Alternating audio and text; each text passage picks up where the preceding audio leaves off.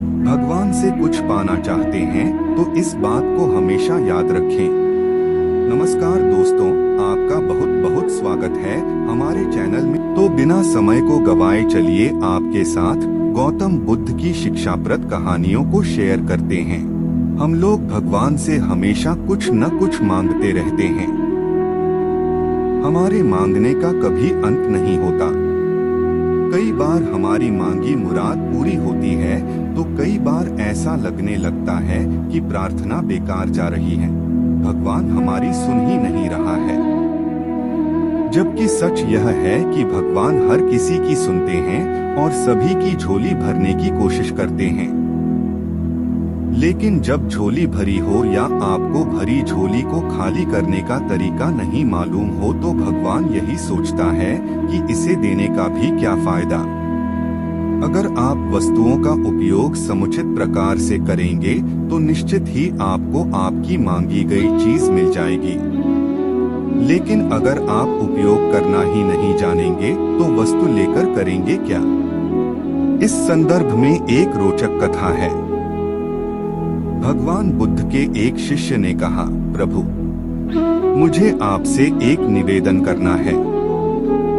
बुद्ध ने उसकी ओर देखा जैसे कह रहे हो कि पूछो। शिष्य ने कहा कि मेरे वस्त्र पुराने हो चुके हैं, अब ये पहनने लायक नहीं रहे, मुझे नए वस्त्र चाहिए। बुद्ध ने शिष्य के वस्त्रों की ओर देखा।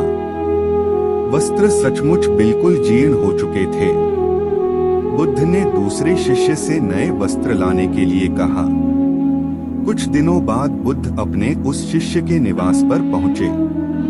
कुशलक्षेम के बाद उन्होंने पूछा, तुम्हें और कुछ तो नहीं चाहिए? शिष्य ने कहा कि मैं इन वस्त्रों में बिल्कुल आराम से हूँ, मुझे और कुछ नहीं चाहिए। अब बुद्ध और शिष्य का संवाद शुरू हुआ जो इस प्रकार था।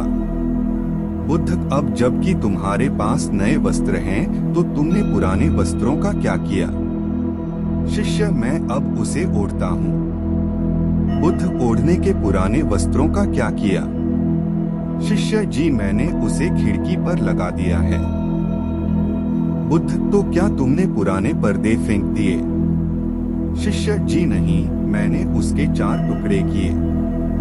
रसोई में उनका इस्तेमाल चूल्हे पर से गर्म पतीलों को उतारने के लिए करता हूँ। बुद्ध, तो फिर रसोई के पुराने कपड़ों का क्या किया?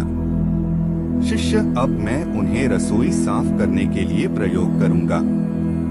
बुद्ध, तो रसोई के पुराने वस्त्रों का क्या किया? शिष्य, प्रभु, वह अब इतना तार-तार हो चुका था कि उसका कुछ नहीं किया जा सकता था।